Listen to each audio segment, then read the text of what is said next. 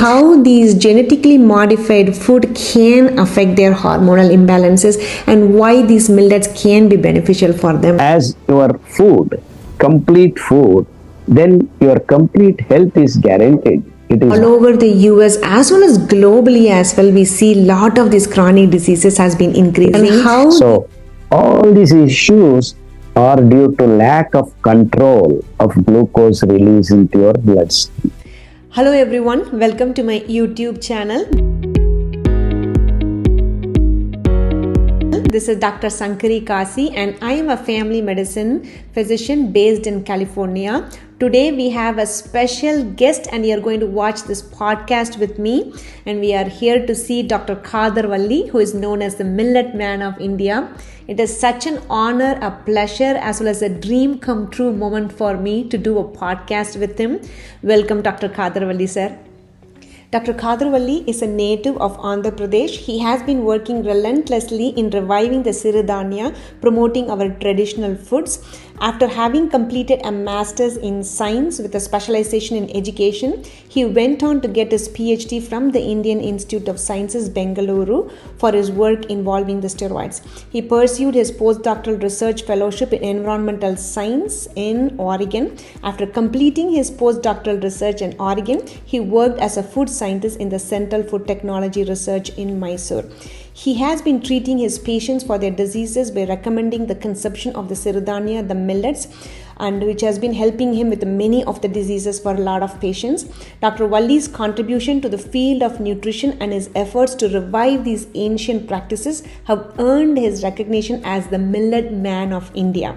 He was honored with the prestigious Padma Shri by the Government of India in 2023 for his remarkable contributions to the health and well-being.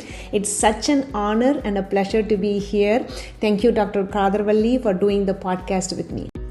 In the last few decades, we have been seeing a lot of chronic diseases, especially cholesterol, as well as heart diseases, diabetes, cancer, as well as the risk of stroke.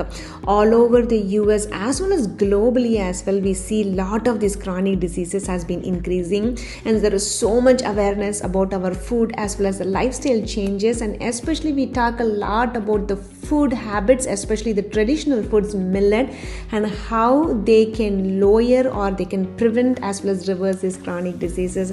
Let's thus ask Dr. Khadar Valli regarding what are all the traditional food, especially the millets, and how they can help in order to reverse these chronic diseases. So I'll ask this basic question: what are these millets or the Siridhanya? Let's understand first about that. Let me name the millets that I have worked with. Okay. Kodo millet, foxtail millet, brown top millet, barnyard millet, little millet. These are the 5 millets that have fiber enriched.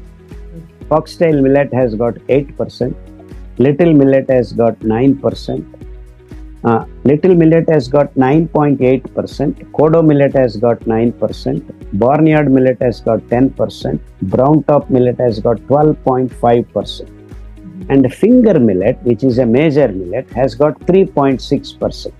And the remaining major millets like proso millet, pearl millet, jowar, that's called great millet, they have less than 2.7 like that. But the structure of the grain is what matters in both major and minor millets. The fiber is entwined till deeper layers of the grain. Whereas in rice and wheat, there is small amount of fiber, that is 0.2 grams in paddy rice and 1.2 grams in the wheat, but that is only on the top layer. So the moment you harvest and dehusk, the fiber is lost. And the processed and ultra processing, we are just enamored by removing all the fiber. And wheat, the story is worse. You actually bleach, remove the whole fiber and make it into flour and then whatnot. You know about all this ultra processed wheat. So the millets are taken if they are taken in a soaked form. For example, that is the ambali, which is the preparation of the soaked millet. You soak those millets overnight for at least for 8 hours, and then the next day you prepare the ambali as a porridge, and then you let it sit for another 8 hours, and then you cover the mud pot with a cotton cloth which has got some pores in it. So you're letting that cooked ambali to ferment it, and that kind of produces wonderful amount of probiotics, and that can be helpful for the gut microbiome.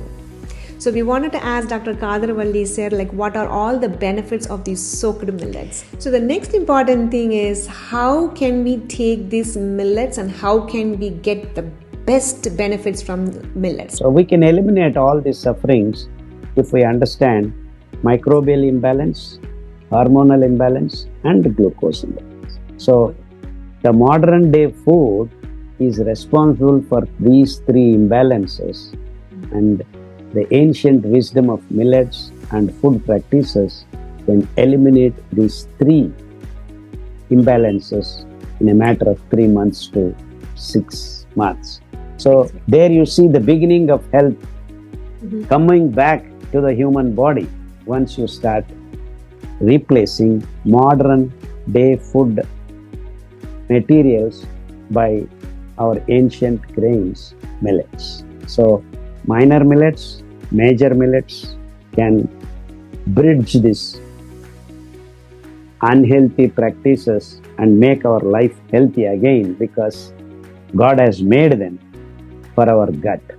To increase the gut microbes, we have what is called ambali. That's what I have again redefined the technique, which has been practiced in many places. But of course, the not having the scientific knowledge has crept in wrong practices. But then we have redefined. Just to take 5 grams of this wonderful fibrous millets. So that means minor millets are 1,000 times better than major millets when you are making ambali, because the enriched fiber harbors the gut microbes that we are going to host in our celiac region. So take 5 grams and soak them for 8 hours. The soaking is very important because the lignans, the matured fiber, has to actually get hydrated before it gets cooked. So this is one of the most important lessons that everyone should be aware of, that you want to eat millets, you want to soak them first. Because nowadays no one is cooking.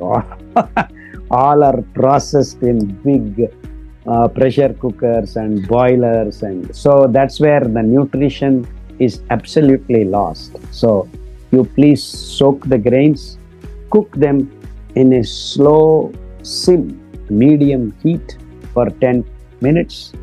Then mud pot, because you don't accumulate pressure. There are micro pores in the vessel, so the pressure created is not accumulated. So we are cooking in open space and with lot of oxygen and lot of fiber, lot of water. So the nutrients preservation after cooking is guaranteed. So this is the way you cook. And so all this information we are trying to communicate to the human population right now. And 35 years we have been doing this job. And slowly it is catching the imagination of a lot of people. Slowly, of course, slowly. 35 years is a long time. But once you start drinking ambali, why do you need to drink ambali? Because we need to fool the stomach wall to open and send the gut to settle the microbes in the gut. Otherwise, acid rush happens, and the objective of making, fermenting, everything is defeated if your acid rush kills the microbes in the tummy, in the stomach itself. So the porridge, very thin porridge, it is just 5 grams in 500 ml water. So it's almost like water. So the fermented porridge with lots of microbes just goes into the celiac region and starts giving you the last microbiome. Sisters have established Ambali is the first drink that you have to take, even if you want to go outside.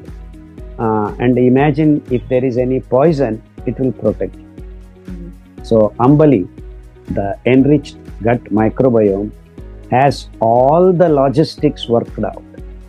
The metabolic and biochemical process that our cells, trillions of cells cannot perform, can be accommodated by the microbiome that is hosted by our celiac region.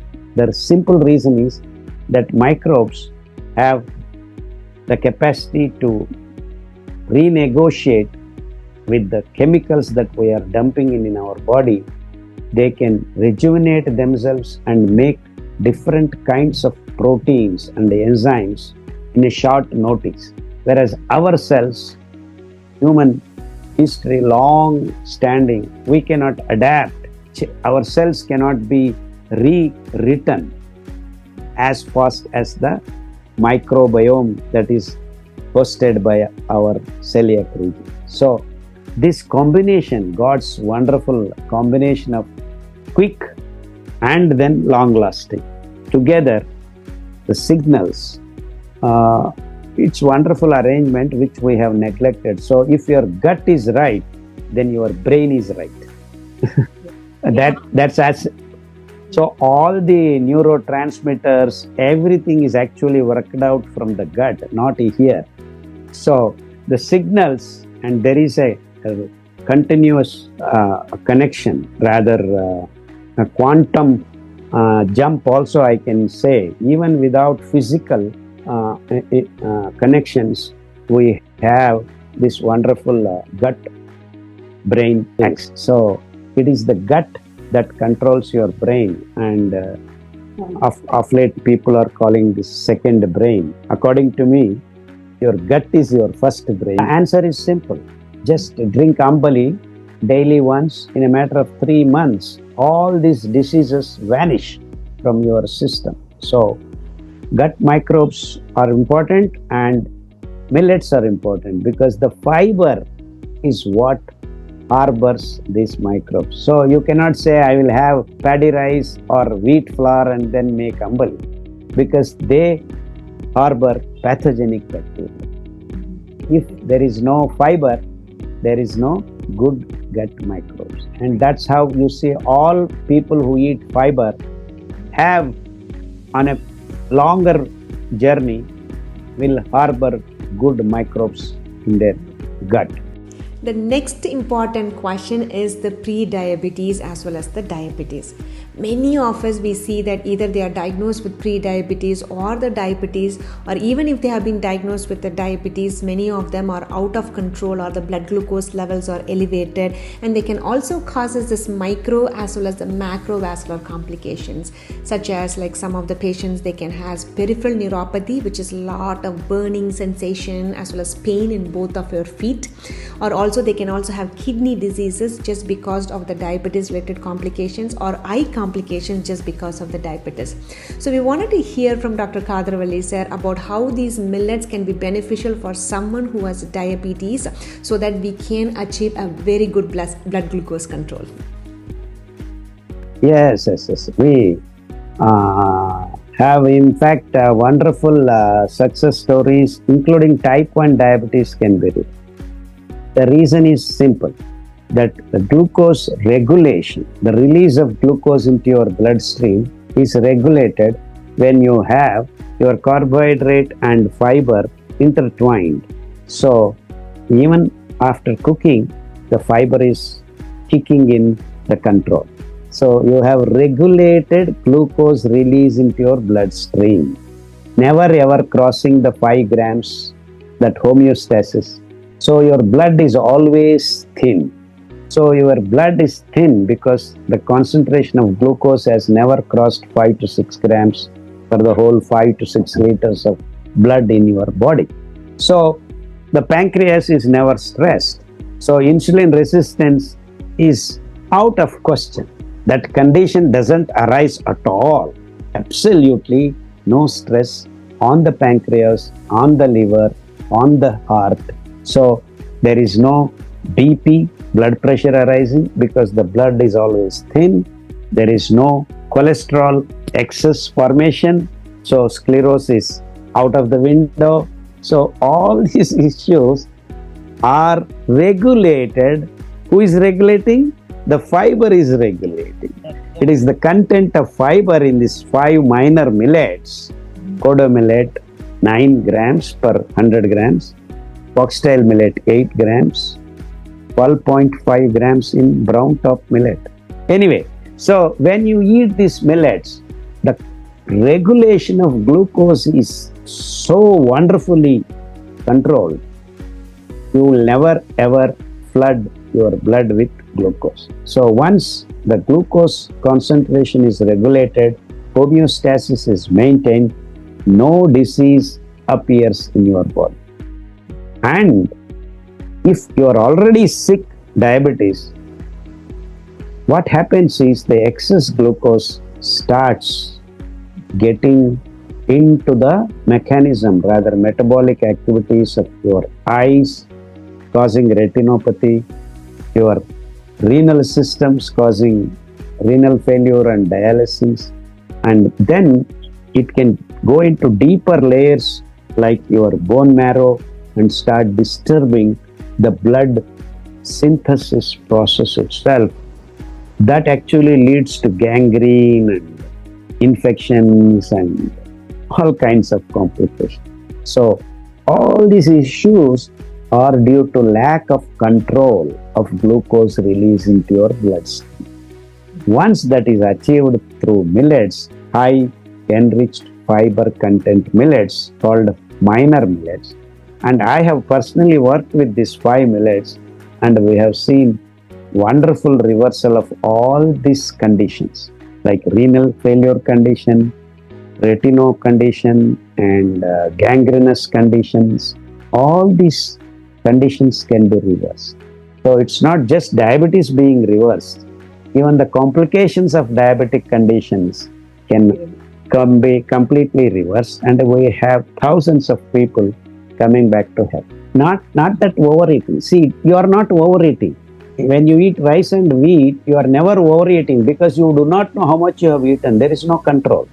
As you said, glucose spikes, and then you feel satiated. Within 2-3 hours, what happens? The excess glucose is dealt with the endocrine system. It is not going to allow to have your blood homeostasis disturbed. So it keeps working extra, emergency. So it is making fat, it is making cholesterol, it is making triglycerides, it is making this factor, that factor. It is busy tucking away. So the satiating factor of not having glucose in the bloodstream all the time, what happens is you are hungry again. So you think you need to eat. So if you eat rice, even if you eat 300 grams, after 3 hours you are looking for food. Eat, yes. It is a mask. You are not hungry actually, but there is a mask coming and saying, hey, you are hungry. So you go and start eating. So now you are adding the problems more and more. What does millet do? It doesn't release glucose. Oh, you burn it, then I will release. So go and work. So it's not just that you are overloading, causing different diseases, and top of it you are not aware. Your system is not aware because there is no regulation. So when you eat millets, hey, enough is there. You first completely oxidize it because the millet has this fiber holding back the carbohydrate. Now imagine there is enough carbohydrate which is not used. The fiber completely silently takes it and makes shit and throws it out. So regulation before and after. Hence, no accumulation of toxic morbid waste. And that is the science of millets taking care of you from zero to till the end. So till the mouth, you enter the food from the mouth, and till it is thrown out, fiber is assisting, associating, processing doing everything that is required to keep you and your gut healthy. Thank you so much, Dr. Khadar Valli sir, for explaining this is so much in detail for us. So the next question I have is about the hormonal imbalances, especially for women as well as for the children, especially when they are growing up. We want to make sure that they get the adequate nutrition, and how these genetically modified food can affect their hormonal imbalances, and why these millets can be beneficial for them. On top of it, I also wanted to ask, what are all the foods that are very rich in calcium? Especially the calcium is very important for strong bones for women, especially over the menopause. It's a myth created by this scientific world. I call it a scientific myth. There is no calcium in your milk, and even if there is calcium, 900 milligrams per liter in your dairy milk, it is not absorbed by human body, because the proteins that are holding the calcium can be digested by the calf's gut, not by your gut. So ultimately what you are getting is the gut lactobacillus working on the milk, then releases some amount of calcium, up to 18 to 20 milligrams only you will get if you drink calcium rich so-called dairy milk. It's because of the curdling process, that's the lactobacillus acting on milk, making it curd, and after it becomes curd, we can absorb some calcium, because the proteins that are holding the calcium cannot allow our system to absorb the calcium. And first scientific myth is that calcium is very less. In 1 liter of milk you have approximately 900 milligrams. Whereas if you take 100 grams of ragi, pearl millet, 100 ml of milk, you have 4 times more calcium. 390 milligrams and 360 milligrams. That's the comparison for 100 ml ragi and milk. And not only in the West, including in India, doctors are not saying if you have calcium problem, take ragi milk. No one tells that. So, and actually sesame seeds have 10 times more calcium. And so the natural materials, the plant-based milk, pearl millet milk is wonderful. And one thing we are missing in this dialogue is that millets are endowed with all nutritions, including micro and macro, and nowhere else you can find. Nowhere else you can. So it's not just that fiber is endowed, you have all the nutrients that are required. So the nutrient missing in rice, wheat, and processed, ultra processed food can be happily gotten from the millet food. So it is a complete thing for health. Nutrition, fiber, gut microbes, releasing the toxic morbid waste outside. So everything together. And in the modern medicine, there is no context of talking about removing the toxic morbid waste, because fiber is eliminated in their food. And the experts of food are not talking about it. The experts of medicine are not talking. That's how till today, in the last 100 years of medical history, gut microbe is the least talked about and forgotten, I should say, actually. That's because we have lost almost 1.5 kilograms of gut microbe. So if you compare the modern human gut and say 100 years back, you see the difference. So we need to correct all these scientific parameters so that the human race can live healthy. The next question I have is the sugar addiction. We hear a lot about this sugar addiction, and nowadays there are so many food options which has got the refined sugars in it, and there is so much of craving as well as addiction towards this sugar. So So I wanted to share with you. So one day I was cooking and there was 10 cookies in the box. I opened the cookie box and I ate the first 2 cookies and I started cooking. But then my mind was towards those cookies, so I slowly went back and then started eating the next 2 and then the next 2. So until I finished the cookies, I was just thinking about to finish them. So I felt that this is a sugar addiction. So this was many years ago, and now I clearly see that any amount of refined sugars always makes you crave more. So I tend to go towards better options such as the palm sugar or jaggery. So we wanted to hear from you regarding the sugar addiction and how can we overcome this. Sugar is the most addictive chemical on this planet for human system. People think marijuana, morphine, codeine, they are addictive. They are addictive, all right, but no one can compare sugar addiction with any other chemical. So, 1,000, if you give marks for sugar, and the marijuana is near 100, so 10 times more addictive. So no wonder you went on eating all the 10 cookies. So that itself should be the reason. And in olden days, we also used to eat sweets, but they are always masked with fiber. Always masked with fiber. So when we were eating millets, we were making sweets with millets. So the coarseness, the fibrous leaves, fibrous greens, fibrous roots. Actually, sweet potato is one natural made. From that, our ancestors have learned. So, if you want to eat sweet, please put fiber, sweet potato. That's what God has made. There is sweetness. There is fructose. Fructose is a sister of glucose. It doesn't disturb homeostasis, but still you get the sweet. But of course, ultra processed that fructose corn syrups, I don't want you to touch.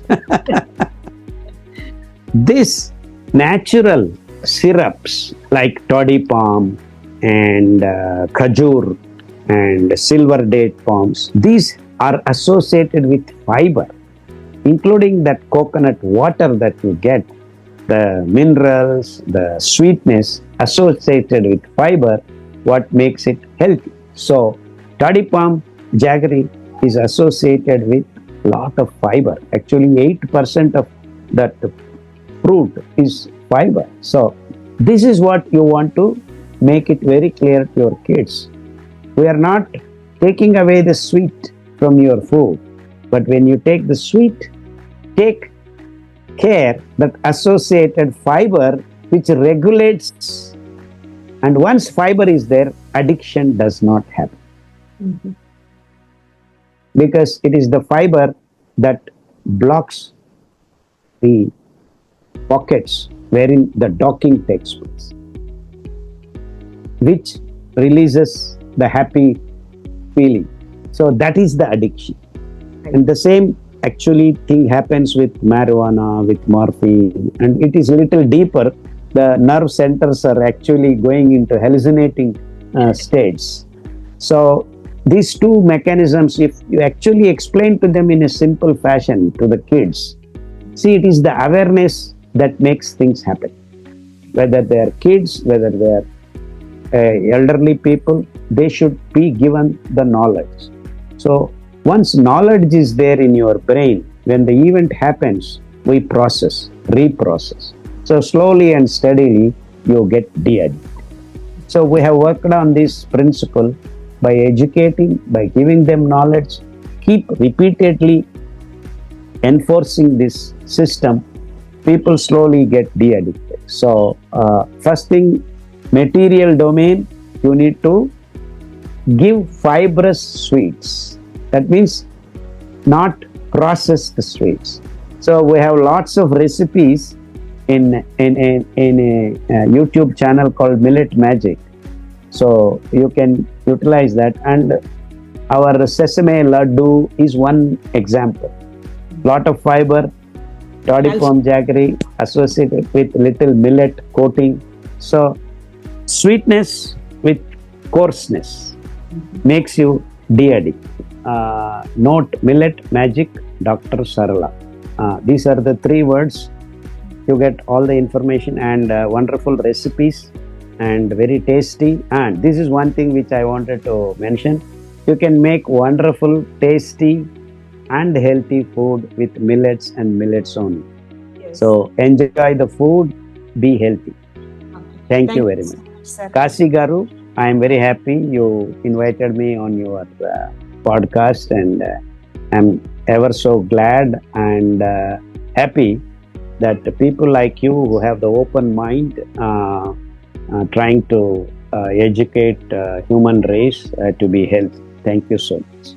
Thank you, Dr. Khadar Valli, sir, for taking the time and coming to this podcast and answering all of the questions. We discussed many of the important questions, especially heart diseases, diabetes, autoimmune conditions, hormonal imbalances, as well as women's health, as well as the calcium for the strong bones. Thank you so much for being here. And also, I wanted to let the viewers know that we'll also put the website link to go to Dr. Khadar Valli's website that has got like many good recipes as well as decoctions which you can try that for reversing many of the chronic diseases. Thank you, sir, for being here, and I will see you all with my next video.